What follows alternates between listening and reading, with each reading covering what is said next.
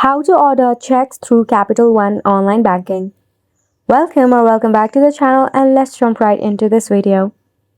To start off, sign into your account online or with a Capital One mobile bank. You can even text GET to 80101 to download the application. Once you are logged into your account, at the very top in your dashboard, navigate to the option of Account Services and Settings. Select the option of Account Services and Settings. In here, you will see the option of Transfer and Payment, under which you will have to select the option of Order or Checkbook. Once you select the option, you will have to select the number of checks you would like to order. Select the quantity of checks. Then moving on to the next step, you have to review your check details. Check for the account number and the holder name.